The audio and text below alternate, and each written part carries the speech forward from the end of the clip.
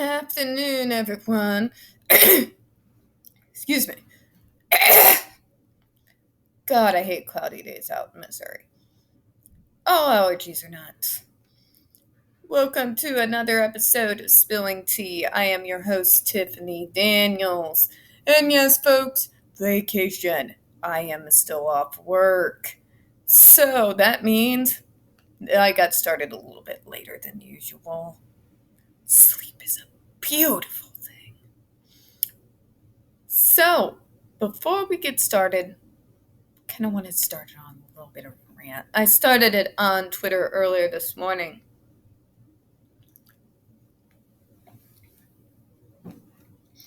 What's this, Tiff? A rant, you say? Some of you are going to be like, do go on. And then there will be others that will say, oh dear God, what now? Well, I tell you what. It's just something I've been noticing since been digging into this case. It's something that's been sitting really in the back of my mind for many years, ever since I got started in the field. And what is that? It seems everything is geared from early intervention to later intervention, what have you. This idea, and it's literally in the mission statement of literally every project, for disabled people to live independent and, emphasize here, productive lives. Why is this a problem? Don't you want to be productive, Tiff? Sure I do. But tell me, do we ever say that to regular, everyday people on the street? No, we don't. We don't ever, at least on a regular person, make them feel like they have to be productive. Give them this sense that they have to earn their worth in quite the same way that we do with disabled people. And the question becomes, why? See, although we do inundate everyone from practically 5 years old up to be regular working Joes, sure we do. But then, when it is their time off, then their value doesn't decrease somehow for no longer being productive during that time. Us disabled people, with all the interventions that surround us, is geared towards this idea that in order for us to have any kind of value and be attributed any kind of human rights or consideration, we are to be productive. This was driven home all too well during the beginning of the coronavirus. What do I mean? This concept of people with disabilities who are, in quote unquote, this society, not quite as productive as others, that they should then sacrifice their lives for those who are more, quote unquote, productive in the world. Because due to their disability, they weren't producing per se in a way that a neurotypical world would like to see production. It became all too weakly clear to us that those people are not valued outside of what they can produce. Now, you can sit there and tell me that's true with everyone. Maybe. To an extent. You had a lot of people who were out of work during the pandemic last year. A lot of people draining the teat of our government, so to speak. Not that I'm speaking ill of them. Understand that. But were these people when they went into the hospitals, asked to give up their ventilators for someone who was, in the world's view, producing more than they were. No, they weren't. But we were asked. And why were we asked? I want you to think about it. I want you to really think about it. Dig deep. This idea that a disabled person must be productive in the regular Joe's mind in order to have any kind of inherent value, in order to be able to be worthy of human rights. Think on it. Because I can tell you what this concept, this silent concept that's buried deep in the subconscious of our society, what it has produced. People with disabilities, regardless of disabilities, who inherently will, without even thinking about it, push ourselves to the point that is far beyond our capacity to be able to handle, to be productive. You said, well, that's great. That should be celebrated. Should it? That's overcoming adversity. Is it? But you all don't understand when you're out there applauding us and awarding us value for productivity. Those of us who can perform at that level for a certain amount of time, it's the toll it takes. We push ourselves far beyond our boundaries. And if we do this repeatedly, over and over and over again, and we don't even give our own selves a break because we've had drilled into us, some of us since we were children, that our productivity shows our value, then we will work to the point of exhaustion, burnout, and physical issues. Sometimes we will work ourselves to the point that we can no longer be a quote-unquote productive citizen. Like a blown-out tire that is needed to be changed for a long time, but you just let it go and let it go and let it go, and one day on the highway, it just blows up everywhere. And folks, during burnout, during those times of physical exhaustion, during those times of mental health issues and identity crises for us in the disability community, like a blown out tire in the middle of a busy highway, there's collateral damage. We've got to move beyond this concept that people with disabilities must be productive to have some kind of value to society. We just do. And on that note, thank you for coming to my TED Talk. Now, back to what we are doing. All right, folks, usual disclaimers. First off, you are going to find the link to this god-awful report right there in the description box, along with the other pertinent links to the Stop the Shocks campaign, including Autistic Hoya's massive archive, the templates, you know the drill, sign your name, click on your senator, most 2 important minutes you'll have all day, if you haven't done it already, and the other presentchange.org, shut the Judge Rotenberg Center down petition. Also, folks, when we are talking about the JRC, you're going to hear vivid descriptions of, as well as sometimes catch clips of video surveillance footage of people with disabilities being tortured and abused. If you have young children present, please, folks, use your headphones. Excuse me. Again, screw you, Missouri weather.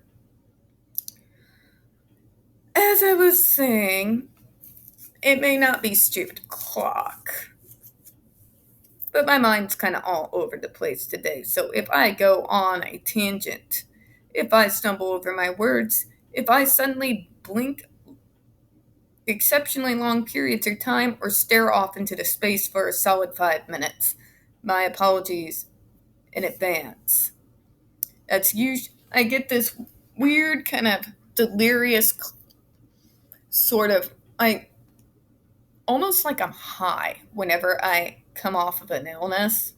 It's weird, but my apologies in advance. Okay, so back to where we left off yesterday. Tracking.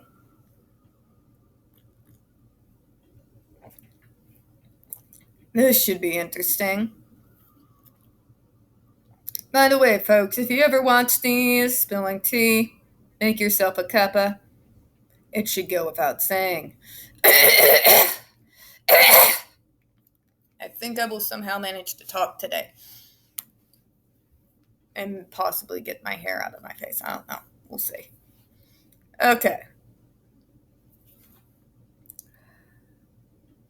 On a daily basis, Student Services collects all paper incident reports, enters them into the incident reporting database, and reviews and organizes the incident reports for distribution to administration and professional staff, which I will say again, stops nothing, Judge. For the love of God, quit harping on paperwork. Ugh. Student health nursing. Oh God, this is going to be... Square our shoulders, folks. Square your shoulders. Loosen your neck a little. Brace yourself. This stupid shit is coming. Issues identified during the 2007 incident. I'm going to be honest with you, Judge. I don't think you noticed any issue being addressed about the August 26, 2007 incident. I really don't. Because if you did, this report wouldn't be so packed full of stupid and useless information. Nor would you be spending pages and pages and pages of poor trees screaming to the rooftops about the wonders of paperwork. At the 2007 incident, staff failed to act when John Doe complained of dry mouth, racing blood pressure, and sweating after James Rowe was observed walking with a limp after receiving GED applications to his leg. I'm going to stop you right there, Judge. The fact that you think that this staff is trained to care about any complaints, do you not know Matthew Israel at all? At all? Because if you look at the Andre McCollum's trial, what does he say? That those are actually targeted behaviors. Any complaints for the punishment to stop is considered punishable behaviors.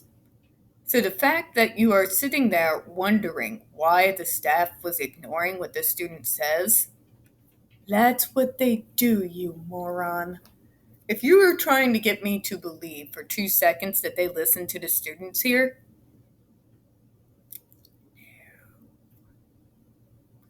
further, staff failed to remove the GED device from James Rowe's leg, even though he had a stage 2 ulcer, meaning that the top layer of skin was broken. Yet, you know they do that a lot, Judge. You should try reading the Andre McCollum's incident. You know, it did go to trial, right? But these punishments don't harm anyone. Right, Judge? Sorry. I do not have an edit button. Moving on. Staff did not contact the nurse on call for that evening after multiple GED applications were given to each victim. nor when the victims complained of pain, inability to breathe, and exhaustion. Remember when Matthew Israel said during Andre McCollum's trial, which happened before this incident, the 2002, if you remember. If you remember when we went over that particular enlightening coverage, how Matthew Israel said that all these things were students faking it so they can get out of their proper aversive therapies. So, more than likely, those would be seen more as targeted behaviors, not something that the staff should be listening to. These staff are not trained to listen to the students.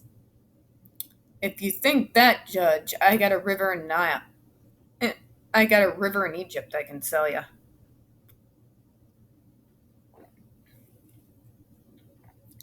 John Doe was shaking and breathing heavily on the 4-point board. Again, I reference the Andre McCollum's incident. Do you remember when it was reported that he was shocked for mental tense-ups? Do you remember when you saw on the Jennifer Masumba's behavioral sheet that backed it up? Muscle tense-ups are believed to be signs of aggression. So if John Doe is shaking due to muscle fatigue, if his muscles are tensing up, those are considered targeted behaviors, aren't they? This judge is very willfully ignorant. Nursey was not notified when DVR monitor first reached the residence that morning, as if that would have stopped the damn thing. A member of the nursing department learned about the incident through another student who happened to be in the nurse's office at 9 a.m. The victims who received the GEDs were not seen by their physician until the following day on August 27, 2007. Andre McCollum's incident. That's all I got to say, Judge. The fact that you didn't even deign to read what was discovered in that decision before you went on to this ridiculous report says volumes. Because guess what, Judge? A center's past with a similar situation is relevant. Extremely relevant, especially to this incident right here. And the fact that you think that the physicians would have done anything for the students at all other than put the Band-Aid on the gaping wound, again, such willful ignorance is a shame.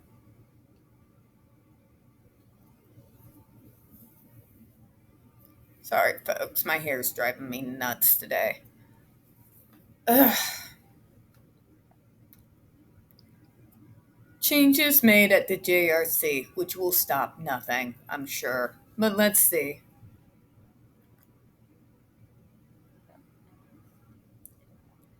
As a result of the 2007 incident, JRC created an overnight nurse position that views all GED applications and restraints via live video. Oh, for fuck's sake. In other words, Judge, they're covering their tracks according to your twisted, fucked up, corrupt as fuck Massachusetts law. That's what happened. You know what the overnight nurse is there for, folks? Let me tell you. It's there to make the JRC look good. It's saying, look, we have safety protocols in place at all times. They only get it when they deserve it. And the fact that you can convince people that people deserve it when you would balk with horror should that be used on a pedophile in a prison. Just saying, where are our priorities in Massachusetts? Where are our priorities, indeed? A DPR multiplex was created within the nursing office, which is similar to the in-house monitoring station. When a GED application is administered during the overnight hours, the overnight nurse watches the application through this monitor and enters nursing notes into the GED database. So she doesn't interfere at all. She's not listening to the students' complaints. She's simply making notes. Cover up. If the nurse notices any potential health safety issues, he or she will notify the DVR office. The fact that she doesn't notify them the minute the GED is strapped on them means they have no business being a nurse, and they should have their license revoked and be forbidden for ever being in the health field anywhere in all 50 states ever again. They should be banned from the practice of medicine forever if they sign off on this and think it's safe. If the nurse must go out to a residence during the evening, he or she will notify the DVR as well. Notice he says, don't listen to whatever the DVR tells you, but even the goddamn nurse has to defer to the DVR department.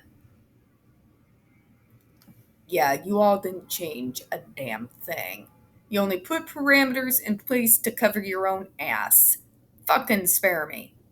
Anyone with freaking Google and half a brain cell can figure this out.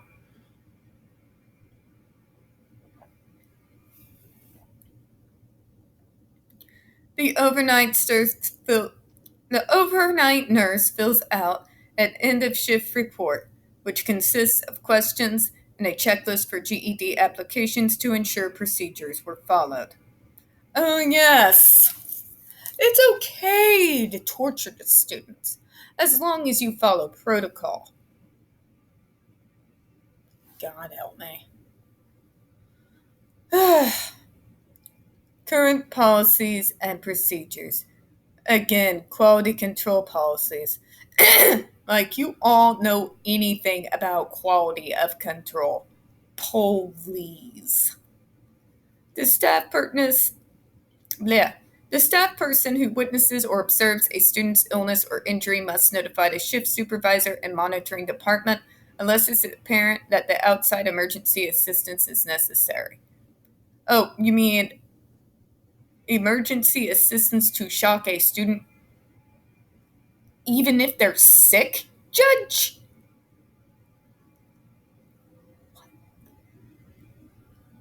By the way, if anyone's wondering, this judge's report on this place is actually making this place look worse and worse and worse in my eyes, not better. Just in case you're wondering where my mind is at on this. In the event of a serious illness or injury, staff should request a face-to-face assessment of the student from the nurse. When nursing staff is available on site, the monitoring staff must notify the nursing department upon notification. The staff person who witnesses or observes a student's illness or injury must complete an incident report. The monitoring department is responsible for notifying all appropriate administrative personnel. Clinical staff.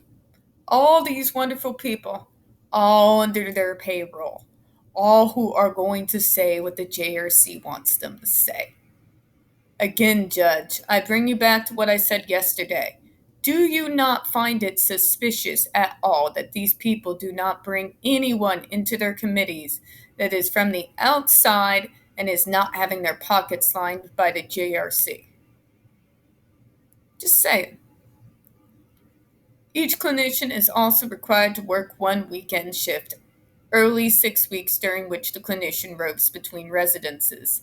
During this time, the clinician checks on the health and safety of the students at the residences, ensures direct care staff is engaging in appropriate activities with the students, and checks on the maintenance of the residences. My ass. My ass. I'll say it again for the millionth time. I've been around hospitals and healthcare my entire life. My entire life. We're talking going back into the 80s here, folks, okay? Going back into the 80s. I can take any one of those peoples. I can bring my mom on here right now if she wasn't working at a hospital and have her read this. And yeah, there would be a rant. A rant. Because any nursing woman who says that the students are healthy and safe in a place like this, again, has no place in medicine and should have license revoked and be banned from working in any form of healthcare and never allowed to be near a patient ever again. Keep them banned from social services as well while we're at it. Moving on. And what is this about appropriate activities? This goes into my rant that I started the video with.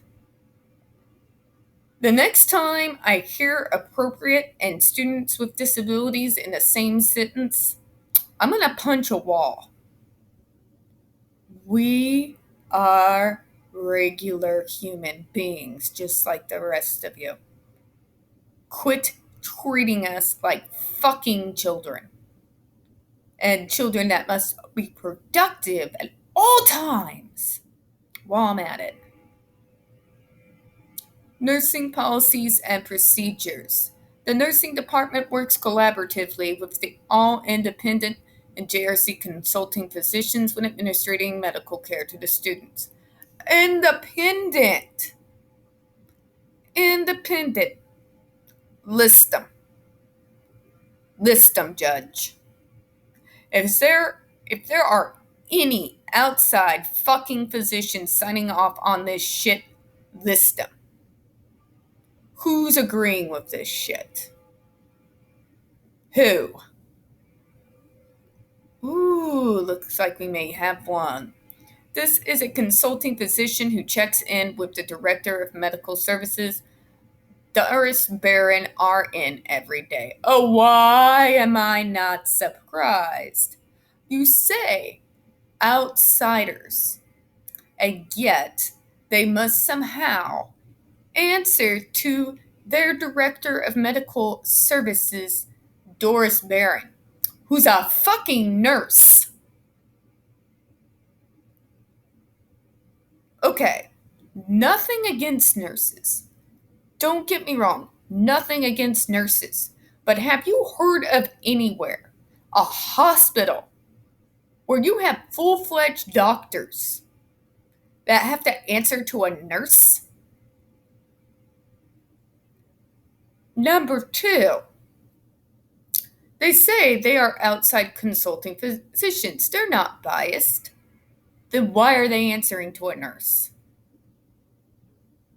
And what is a nurse doing being the Director of Medical Services? Nurses are important, absolutely. Nurse practitioners are incredible. I've seen them when I haven't been able to see my doctor. Many of them are extremely knowledgeable. I'm not downplaying this. But this whole pecking order,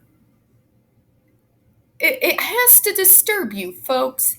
It's got to disturb you. And by the way, what about that RN? Is it an RN who specializes in mental health and developmental disabilities? No, because guess what? That sort of thing is set in their titles. So why are people answering to a RN, a nurse, who is trained to deal with certain things, very important things? They know way more than I ever will. Don't get it twisted. But you see where I'm going here with this.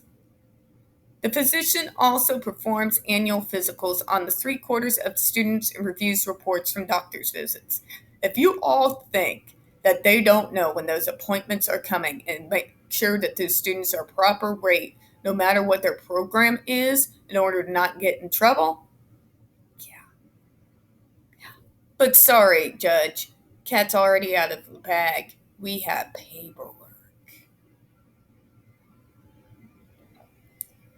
The tea is exceptionally good this afternoon. There are also physicians and psychiatrists in the area who regularly see the students. Really?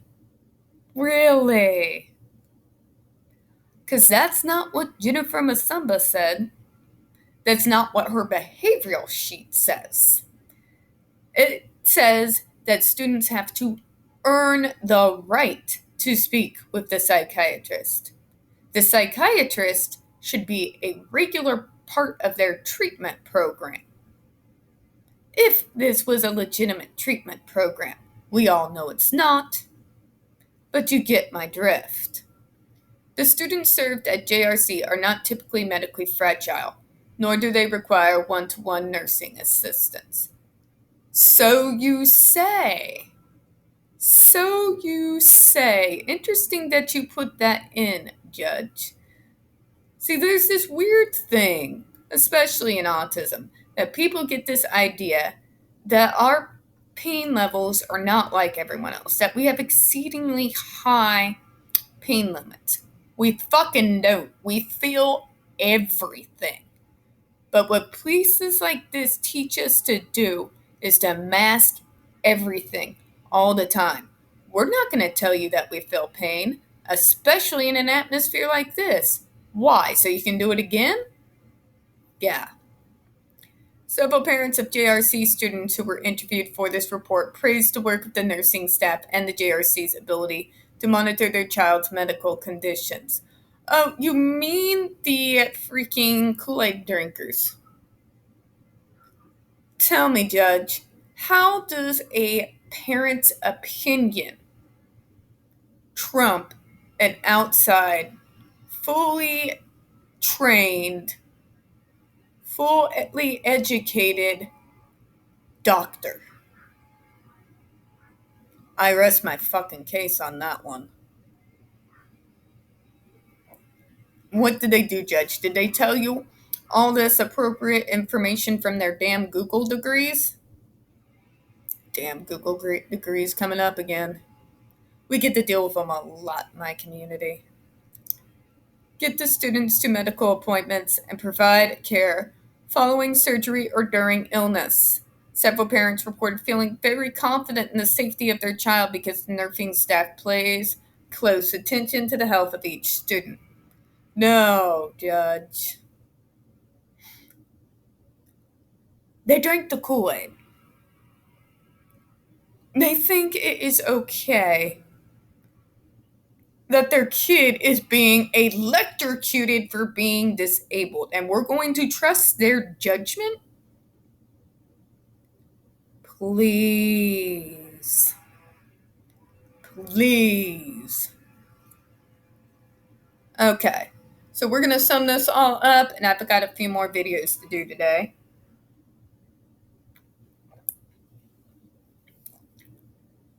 So, folks,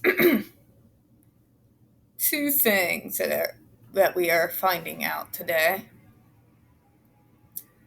Even when they say they bring out outsiders, they have them answering to someone who's in-house.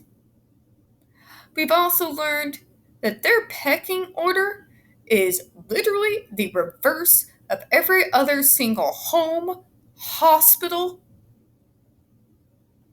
any medical center I have ever been in and ever seen. And I've been to a few. I have never in my life seen a center where fully educated doctors, especially outside doctors, are having to answer to an RN. On what planet is this school on? And on those baffling notes, we're going to go ahead and close out today's video and go on to the next one. We don't get very many views on this channel, especially on this subject. The few that we do tend to get removed from time to time. So folks, please don't forget to hit that like button, hit subscribe. Don't forget to hit the comments. I do appreciate your time this afternoon. And as always, we here at Smelling Tea hope you have a good one. Bye-bye.